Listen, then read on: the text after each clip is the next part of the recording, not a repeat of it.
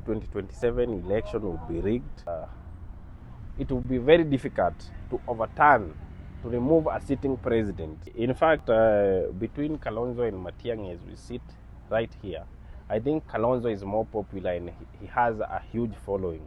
So election rigging doesn't happen on election day. It starts way before elections, and we have seen all that with the current regime. Welcome to Ndungu Report, where we discuss just random political debates that most of you maybe discuss Apo Kambe. So today I want us to discuss election rigging and integrity of an election. So there are three stages of rigging an election. The first one is before election happens. The second one is what is done on the eve of the election. The third one is what they do after the voting. So let's start with the first one. Before election, there are some preparations to rig, and these preparations are not like preparing to stuff ballots. That's an outdated way. Whatever they do now is by media narrative. To create a narrative, what I mean is like what happened in Mbere and Malava. So there's a narrative that the government is still popular, including in areas where they are perceived to be hostile to them. So that one is a narrative, and that narrative will be carried on all the way up to 2027. We will discuss Mbere North up to 2027. Not because it's very important. In fact, nobody knows Mbere North besides a by-election that happened last week. So that one is the first step of rigging an election. The second is appointments. Those of you who knows the process of electing, of picking or nominating the IEBC chair, you know the president is involved. So first of all, the president had a hand in the national returning officer of the election. That one should be noted. So there's a tendency that he will bend towards the person who nominated him. I think the framers of the Constitution got that wrong. We shouldn't have a place where a sitting president who will be contesting for an election, for the coming election, has a hand in picking the chair of an electoral body. So I think that one was wrong. It happened. So we have to work with it as it is.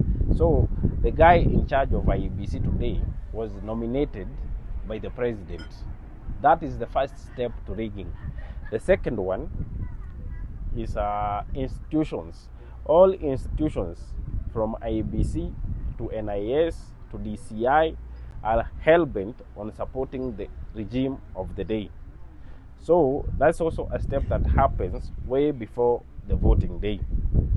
As you can see, where the opposition leaders are having meetings and rallies, we don't have police protection, aligning all the government institutions and machineries against the opposing candidates. Like we see with the Rigiji, all his meetings are stormed by goons, and this is very strategic. This is I think they call it strategic violence, where goons only attack specific campaigners or specific leaders.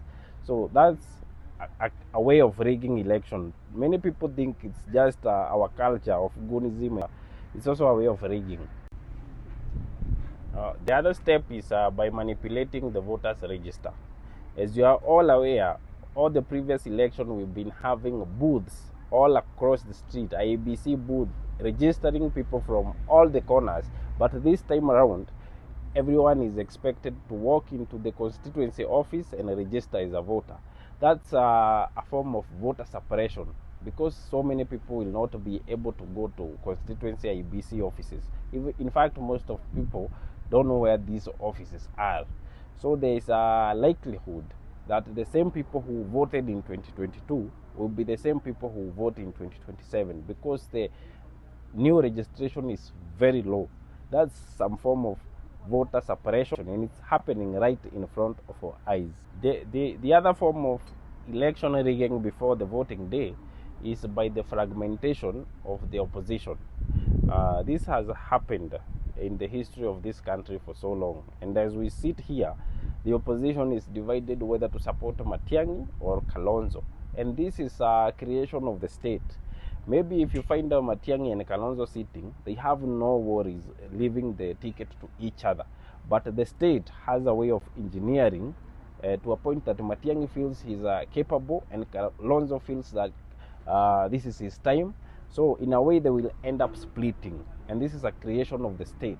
In fact, between Kalonzo and Matiang'i as we sit right here, I think Kalonzo is more popular and he has a huge following because it has been proven over time. But in the near future, we may see a Matiang'i meeting full of people so that we can change the narrative that this guy is only supported online.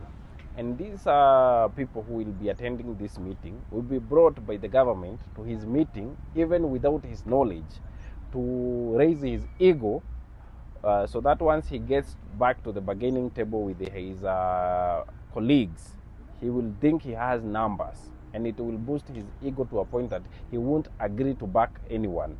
That will be a creation of the state. It's a form of election rigging. It will happen, and it's happening.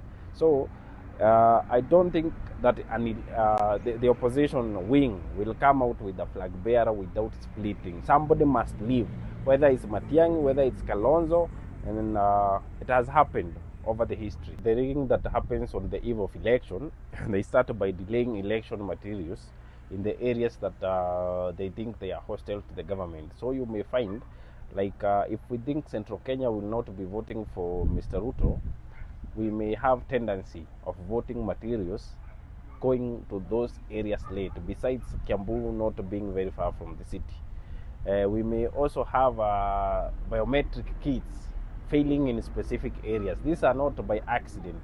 They are meant to delay people from that area to vote so that they cannot vote for a specific candidate. This is a form of rigging, but the observers, in most cases, they say it's an isolated case. We had some kids failing, I think, in location A or location B, but the voting kits fail depending on the hostility or so the areas perceived to be opposition hotbeds are likely to experience biometric kits failure. This is by design. It's a form of election rigging. The other thing is strategic violence. We may have people in Nairobi or specific areas in CBD not being able to vote because of goons or maybe mayhem. And those people who will still be in the house planning to come out, they will buy fear and they will not come out. So that's also a form of election rigging, and it's bound to happen on that day. After the voting, the other form of rigging comes through transmission. So we may have kids from I don't know where, they are not transmitting the results from a polling station 3 days later. 3 days later. And it's acceptable constitutionally because the IEBC has, I think, 7 days to announce. And so they delay under the pretext of verification. So they may say they are verifying election, the votes from a certain ward for 4 days, which is quite unreasonable, given even the people from that area know who won, who lost, but the IEBC will keep telling us they are verifying. So verification is a form of rigging. It's a form of maybe they want to moderate the results that have not flowed in to bend to a certain candidate, to fill in gaps if the incumbent is losing. So that usually happens on election day. Then, once the government wins or loses, what they do after? They either choose to retain power by force, like we saw in 2007.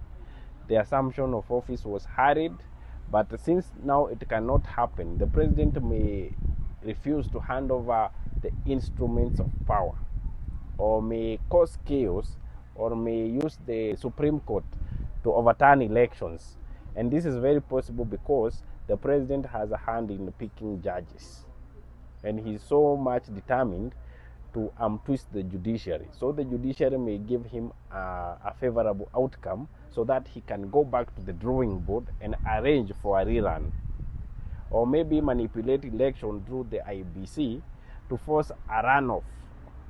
Yeah, all these are cards that they are planning to pull come 2027. They are drawing all choices on the table, at least to see which one works for them.